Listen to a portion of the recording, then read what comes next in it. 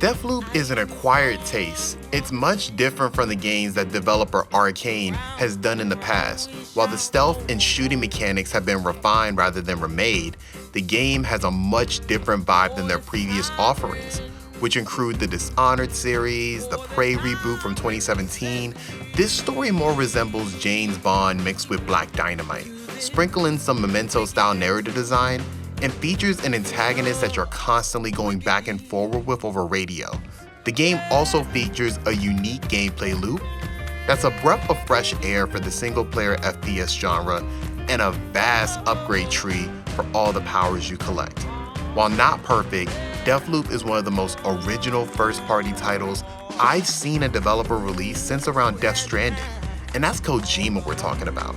It will be interesting talking about the legacy of Deathloop when it's all said and done, but for right now, having just rolled credits on my playthrough, I present to you my review of the PS5 and PC's own Deathloop. Now let's start with gameplay, the most important part of most games. What do you spend the most time doing in Deathloop? Well, you spend the majority of the time completing missions to obtain, wait for it, information. You start the game by being killed by our main antagonist, Juliana, a rival assassin. As you're fading away into the afterlife, the process is halted when you wake up on a beach with no memory of who you are or how you got there. You discover your name is Cole, and from there you obtain weapons, your hack-a-majig, which has to be my favorite name for a game item, hands down. But then after that, you follow the tutorial. After the tutorial missions that teach you the narrative and gameplay structures, the gameplay loop becomes very clear. Pick a time of day, hunt down a visionary, the boss of each level you're in. After you kill them, obtain their power Mega Man style, all the while gathering information to make it easier to kill them in the future. Rinse and repeat until you have enough information and powers to take them all out in one full day. It sounds simple because it really is. While Deathloop's previews made it seem more roguelike, it actually has a lot in common with something like a From Software game. While nowhere near as difficult as something like Dark Souls or Sekiro, Deathloop uses death as a game mechanic all the same. You enter the level with essentially 3 lives. This is Cole's power in the world of Deathloop. It's narratively called Reprise. Cole is able to die twice and come back to life. If he dies a third time, the day resets and he's back on the beach the same way you started the game, with no items or powers from the previous loop. As you get farther in the game though, you start to learn more about how to keep items and powers, which is this game's version of souls. Yes, there are souls in this game. When you die, you use your second and third life to try to get these back. This is a breath of fresh air to see a game mechanic like this in a first-person shooter. Another differentiator is the Protect the Loot mode as well. This is where you play as rival assassin Juliana as you try to assassinate Cole. While playing as Cole, another element to be alert for is Juliana hunting you down and blocking your means of escape.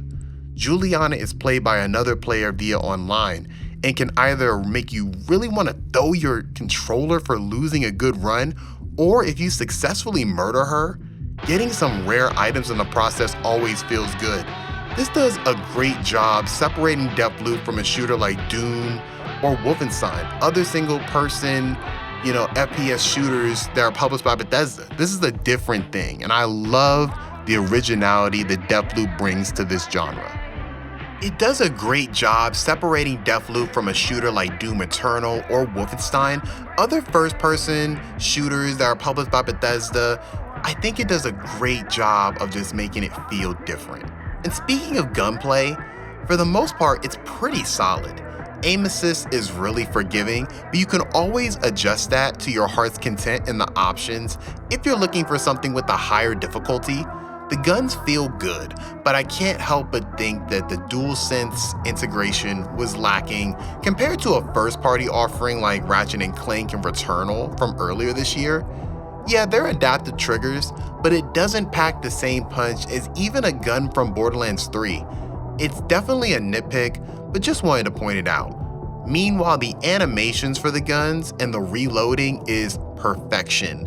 In a game like Call of Duty, for example, the act of reloading is quick and static, while in Deathloop, Cole reloads his gun in such a stylized and personable way, it really adds to the vibe of the world in general. While it's possible to go guns blazing though, I would personally advise against this approach. Deathloop's world is brimming with information, hidden paths, and funny moments from the NPCs. These are not Halo grunts, Doom demons, Uncharted guys, I guess. These NPCs are characters in and of themselves. Rushing through these missions defeats the purpose of this type of game. It also is where the gunplay of Deathloop really falls flat. No matter how accurate you are, these NPCs will pick you apart if you aren't utilizing your powers. Lucky for you though, these powers are pretty awesome. From being able to pick up enemies, drop them to their deaths, to linking close by enemies' minds together so that when you shoot one, they all feel the bullet. These powers are vintage arcane, and they've done a masterful job both expanding on previous powers from some of their previous games, to even adding new ones for a compelling combat system, even if the gunplay isn't industry standard. Stealth feels good, not Dishonored good, but good nonetheless. You can mark targets so you can always keep track of enemies, and stealth kills feel super satisfying. Rounding out the combat details, you have these items called trinkets, which come in two classes, one for your character upgrades and the other one for your weapons. These come in handy to make the gameplay more varied, adding things like a double jump, the ability to breathe in poisonous gas, which was my personal favorite. And you can also auto-tag enemies with certain guns. Deathloop isn't trying to be the best first-person shooter of the year, nor is it trying to be the best stealth game of the year, even though I think it might just get that by default. The game's combat is a jack of all trades, master of none approach, and I respect that because it's such a joy to play. What's also a joy is the story. Despite all the previews for this game, I can honestly say that they didn't give away too much. The game has an ensemble cast that provides interesting moments that never happen in a cutscene of any kind.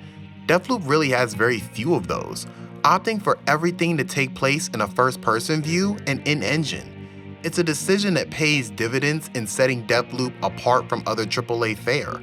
While I won't go into spoiler territory, the game's tagline, "If at first you don't succeed, die again," does a great job of painting a picture of where this story is headed. Cole is going through a Bill Murray Groundhog Day type situation, but instead of embracing the time loop, he's gonna break it by any means necessary. While other visionaries do have interesting narratives in and of themselves, it's Cole and Juliana's relationship that is at the heart of the story.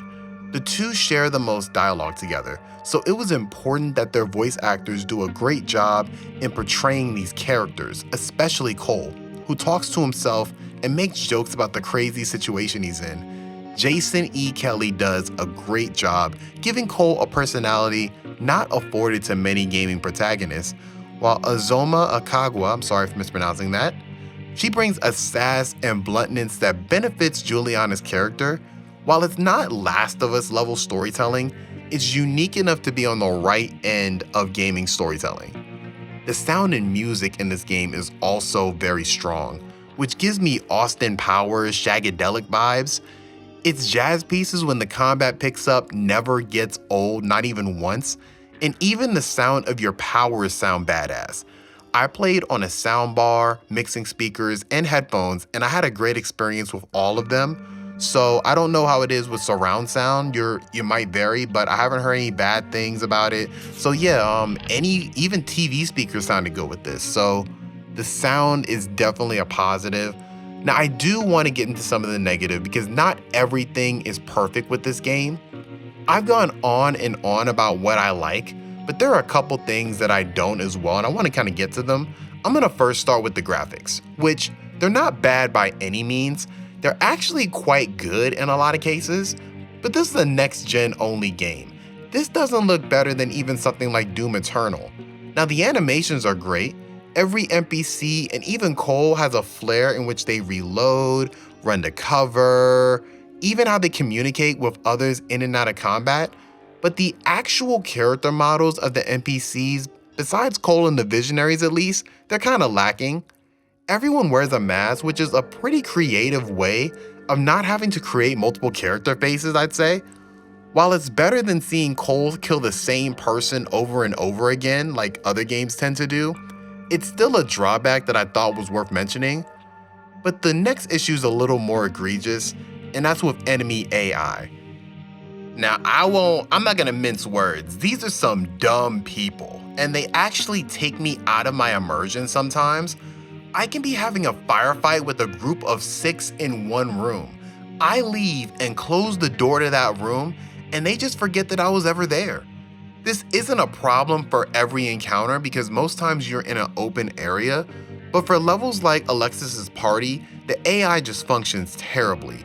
Now, the narrative excuse for this is that these NPCs, called Eternalists, are aware of the loop as well, but are all drunk, high, or just not terribly afraid of dying. But that excuse then doesn't make sense when the pendulum swings to them being way too hard as well, such as when alerting one person in a situation can now have 20 Eternalists on your ass. It's not an issue all the time, but I was able to enjoy the game despite these issues. But if you're somebody who values good AI, I'm saying this is not the bee's knees. Lastly, while I love Juliana invading the game, the matchmaking for it has been Nintendo horrible. It takes way too long, and by the time it's ready, I'm not. Hopefully they can get their servers right for it, but I'm gonna be interested following this mode because Deathloop is not crossplay with PC and PS5. I assume it won't be cross-gen with Xbox as well. There are only a certain amount of PS5s out in the wild right now, and there's even fewer people playing Deathloop. This Protect the Loot mode is reliant on the game consistently having players available to be invaded, which can be turned off and on. While the mode has potential, it's a little half-baked and can hopefully be expanded upon in the future, but we'll see. We'll keep an eye out on that. So, due to delays, 2021 has been a shaky year for gaming. While we've had some heat coming in the cooler months of the year, I don't think we've had our water cooler game yet. I think that Deathloop fits that bill. It's gotten a lot of press before and after release, and rightfully so.